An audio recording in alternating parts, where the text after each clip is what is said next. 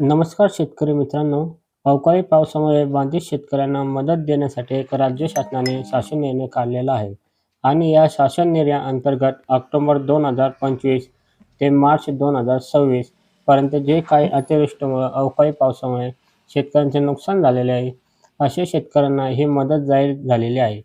मित्रांनो, आता हे नेमकं मदत किती आहे, कोणत्या जिल्ह्यात किती मिळणार आहे, याबद्दल सविस्तर माहिती आपल्याला या शासन निर्णयाच्या माध्यमातून घ्यायची आहे.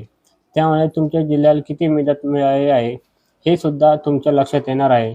त्यामुळे व्हिडिओ शेवटपर्यंत बघा आणि चॅनलला नवीन असाल तर सबस्क्राईब करून ठेवा. व्हिडिओला लाईक करा आणि जास्तीत जास्त शेतकऱ्यांपर्यंत माहिती शेअर करा. तर आता शेतकरी मित्रांनो, हा शासन निर्णय 16 एप्रिल 2026 रोजी निर्गमित करण्यात आलेला आहे. तर या शासन निर्णयानुसार ऑक्टोबर 2025, डिसेंबर 2025 आणि जानेवारी 2026 ते 2026 मार्चपर्यंत ह्या कालावधीत वेगवेगळ्या जिल्ह्यामध्ये अवकाळी पाऊस झाला होता आणि यामुळे शेतकऱ्यांचे शेती पिकांचं अतोनात असं नुकसान झालं होतं आणि या नुकसानीपोटी 53,73,07,000 एवढे मदत शासनाने मंजूर केली आहे. आता ही मदत कोणकोणत्या जिल्ह्यात किती मिळणार आहे, याबद्दल सविस्तर माहिती आपल्याला या शासन निर्णयातून घ्यायची आहे. तर आता शेतकरी मित्रांनो, तर तुम्ही बघू शकता, आता नागपूर विभागासाठी गोंदिया फेब्रुवारी 2026 15 शेतकरी ज्यांचं नुकसान झालं होतं, त्यांचा जो 67,000 निधी मंजूर झालेला आहे. तर अशाच प्रकारे वर्धामध्ये फेब्रुवारी 2026 1489 शेतकऱ्यांचं नुकसान झालेलं होतं.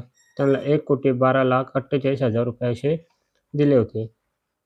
तर पुणे विभागामध्ये सोलापूर मार्च 2026 4,071 शेतकऱ्यांचे नुकसान झालेले होते.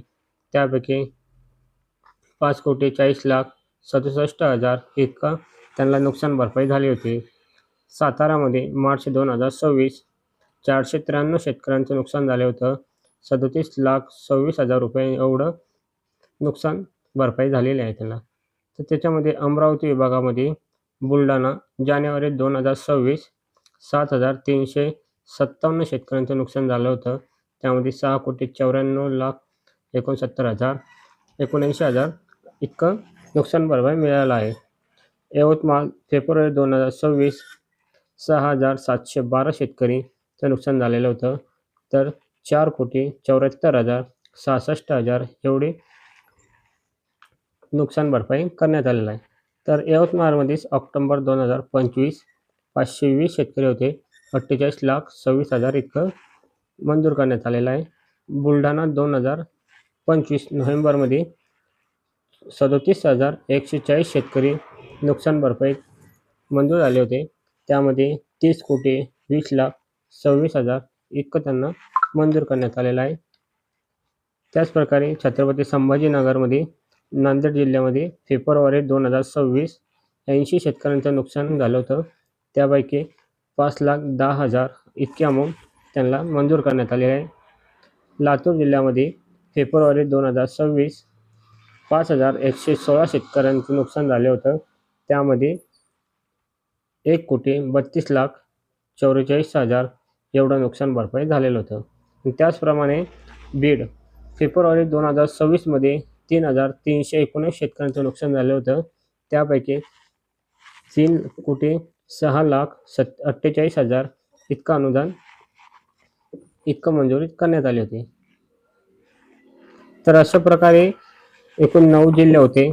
त्यापैकी अमाऊंट 53,73,007,000 इतका त्यांना मंजूर करण्यात आला आहे. तसे हे वेगवेगळ्या जिल्ह्यामध्ये महाराष्ट्रामध्ये अवकाळी पावसामुळे अतिवृष्टीमुळे शेतकऱ्यांचं नुकसान झालं होतं. या शेतकऱ्यांना ही मदत मिळणार आहे.